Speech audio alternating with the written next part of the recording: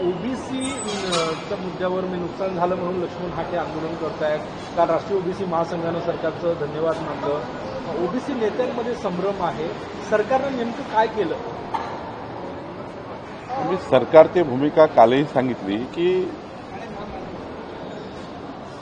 कुठल्याही समाजाचं आरक्षण कमी करून कुठल्याही समाजाला देणं काही योग्य नाही.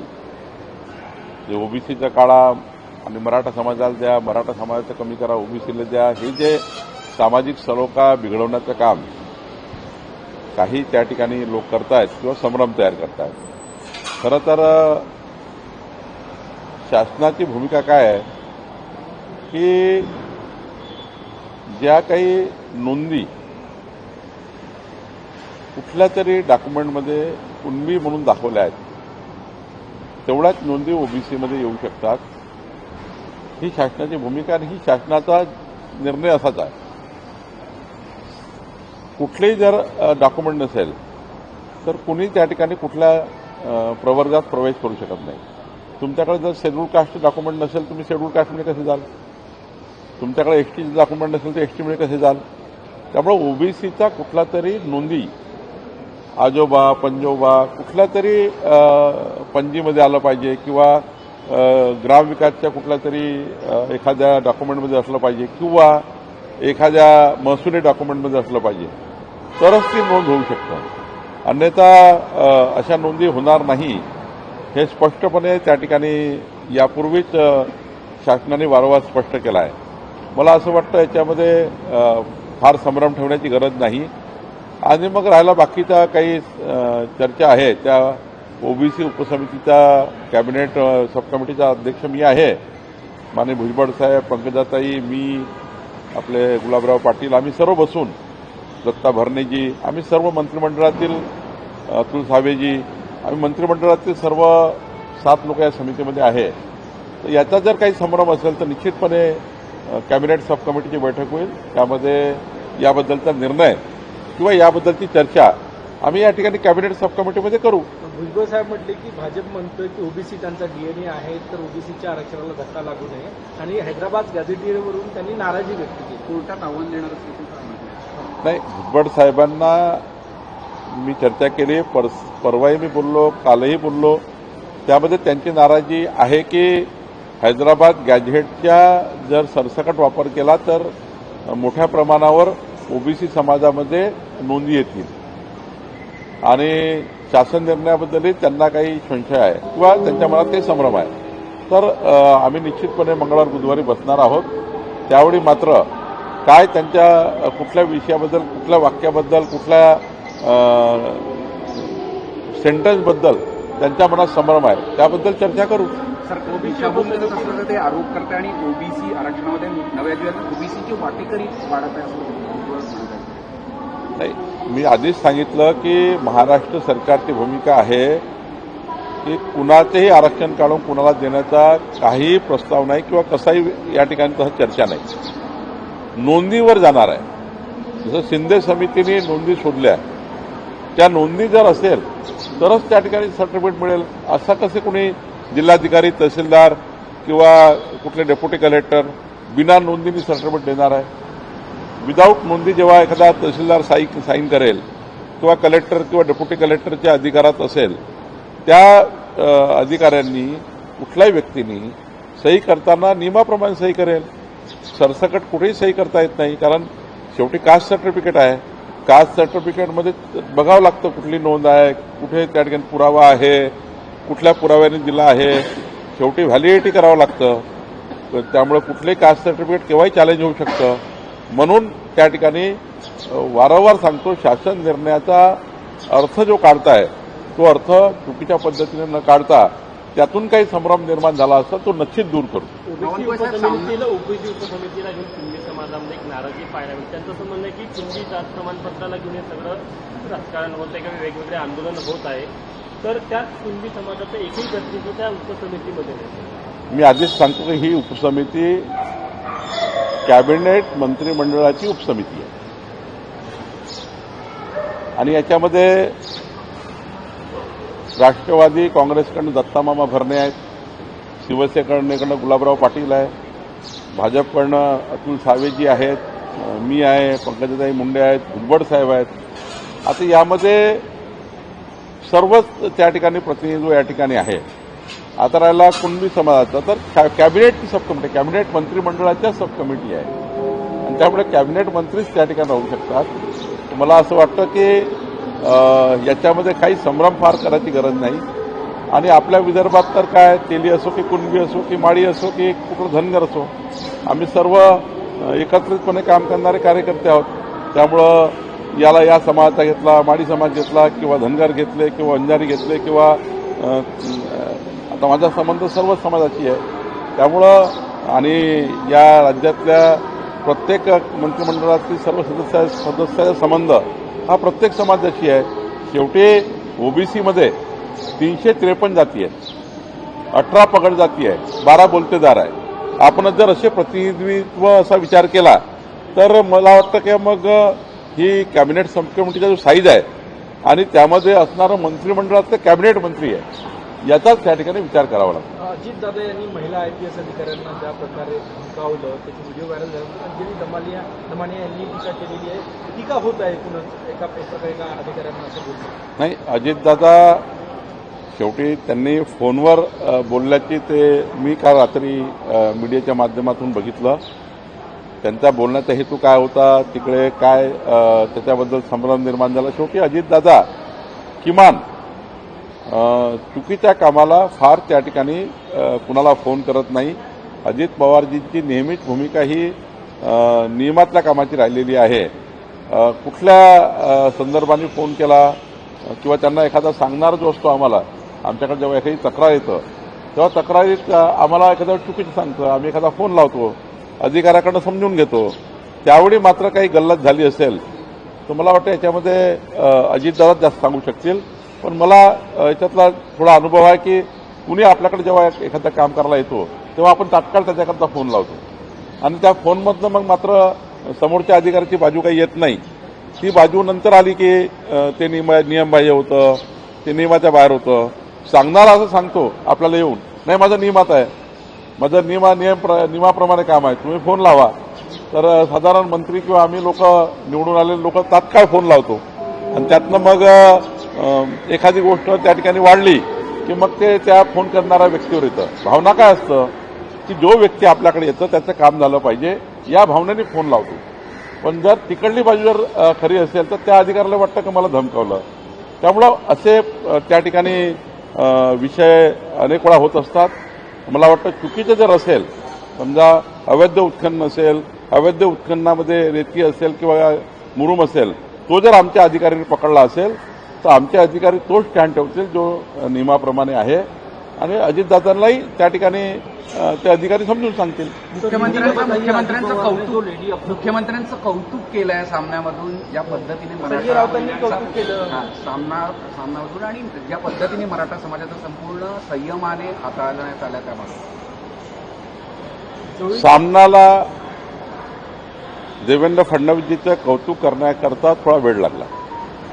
यापूर्वीच त्यांनी देवेंद्रजीच्या अनेक निर्णयाचं कौतुक करायला पाहिजे होतं. पण ठीक आहे, मी सामना आणि संपादकाचे आभार मानतो की माननीय देवेंद्र फडणवीसजी यांनी जे काही निर्णय 2014 ते 19 या काळात मराठा समाजाचं आरक्षण देण्याकरता आणि तो कायदा मंत्रिमंडळात मंजूर करणे, विधिमंडळात मंजूर करणे, उच्च न्यायालय, सुप्रीम कोर्टापर्यंत त्या कायद्याला टिकवणे, या भूमिका सारथीसारखं महामंडळ तयार करून त्या महामंडळाच्या माध्यमातून लाखो लोकांना, मराठा समाजाच्या लाखो लोकांना शिष्यवृत्तीपासून नोकऱ्या, मग त्या ठिकाणी देवेंद्र फडणवीस सरकारने आल्यानंतर EWS एक मोठा केंद्र सरकारने त्या ठिकाणी निर्णय घेतला, 10% मराठा समाजाला त्याचा फायदा झाला.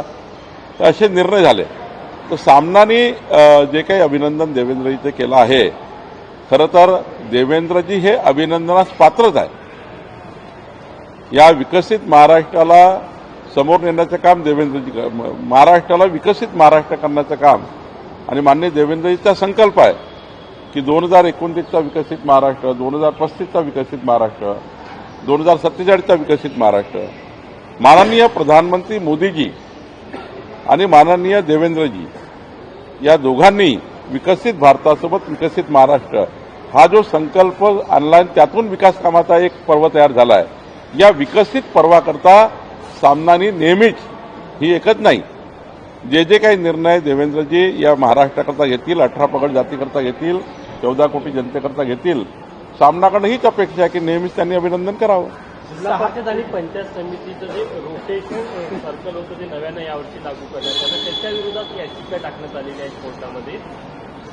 याचिका दाखल करणे हा याचिकाकर्त्याचा अधिकार आहे, पण साधारण राज्य शासनाला अधिकार आहे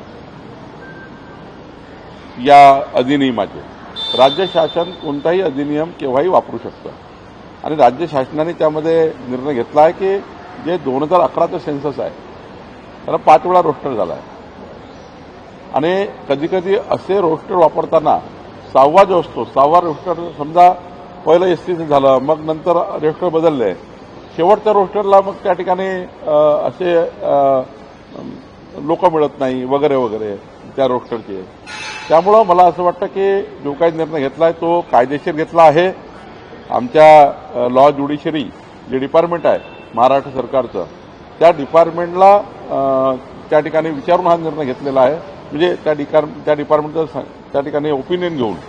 आणि त्यामुळं जो काही निर्णय राज्य सरकार करतं ते कायदेशीर करतं. माननीय उच्च न्यायालयात किंवा जर त्याचे करते कुठं गेले तिथे आमचं सरकार रिप्लाय करेल. 6 दिवसाच्या ओबीसीच्या आंदोलनात तब्बल 12 मागण्या मान्य केल्या. म्हणजे इतकं मोठं भरभरून ओबीसी समाजाला दिलं. भाजपचा डीएनए ओबीसी आहे हे सिद्ध करायचं होतं की मराठा ओबीसी वादामध्ये ओबीसीला जास्त दिलं होतं. जरांगेच्या आंदोलनाच्याही 6 मागण्या पूर्ण केल्या आणि ओबीसी समाजाच्याही मागण्या पूर्ण करण्याचा प्रयत्न केला. शेवटी छोट्या छोट्या मागण्या होत्या, त्या काही फार आर्थिक भार येणाऱ्या नव्हत्या. काही छोट्या छोट्या सुधारणा, छोट्या छोट्या कायद्यामध्ये दुरुस्त्या किंवा छोट्या छोट्या नियमात दुरुस्त्या किंवा छोट्या छोट्या GRमध्ये काही दुरुस्त्या. पण आता पुढचं या ठिकाणी महत्त्वाचं काम आमच्या समितीचं असणार आहे.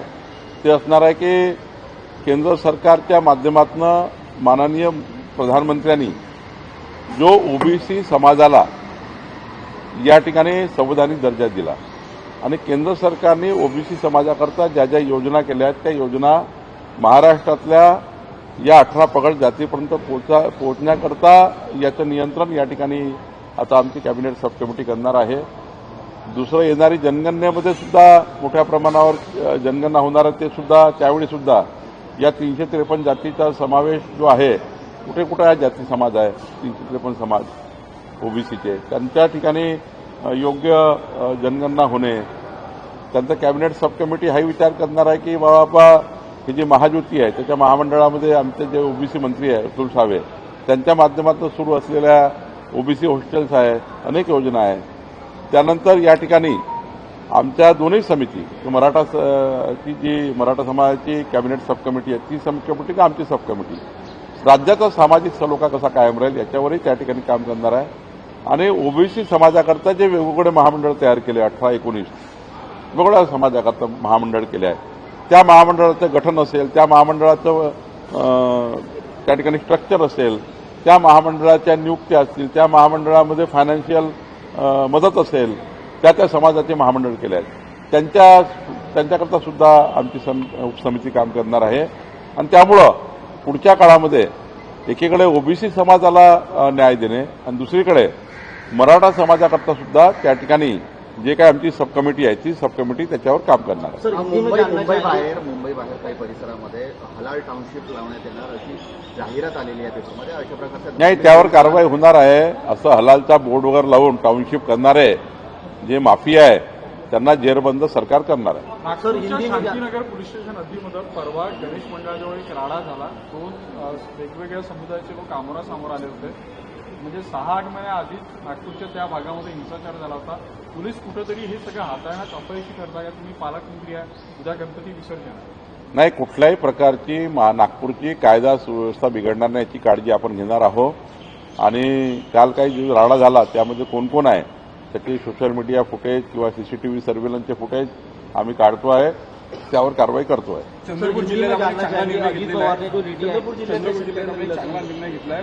वनवेर वापरातील 8,649 हेक्टर जे वगळण्याचा निर्णय आपण घेतलाय, मोठा दिलासा आहे. मागच्या 100 वर्षापासून जिवती चंद्रपूर जिवतीमधील 8,000 हेक्टरच्या वर जमिनी वन दाखवल्या होत्या आणि त्या वन नव्हत्या, त्या शेतकऱ्याच्या आहे. माननीय मुख्यमंत्री देवेंद्र फडणवीसजी यांनी मला सूचना दिली होती की या ठिकाणी त्यात लक्ष घाला. आमचे तिथले आमदार देवराव भोंगळे यांनी खूप प्रयत्न केले. मंत्रालयामध्ये त्यांनी माझ्यासोबत 4 बैठका लावल्या, विधिमंडळात प्रश्न मांडला आणि मी देवराव भोंगळे यांचा आभार मानतो, अभिनंदन करतो की त्यांनी आमच्या महसूल मंत्रालयाकडनं हा अत्यंत महत्वाचा 8,000 हेक्टर जमिनी आज शेतकरी त्याचे मालक झाले. ज्यावर फॉरेस्ट दाखल होतं ते डिफॉरेस्ट झालं आणि त्यामुळे एक मोठा निर्णय आज 100 वर्षानंतरचा निर्णय हा जिवतीचा झालेला आहे.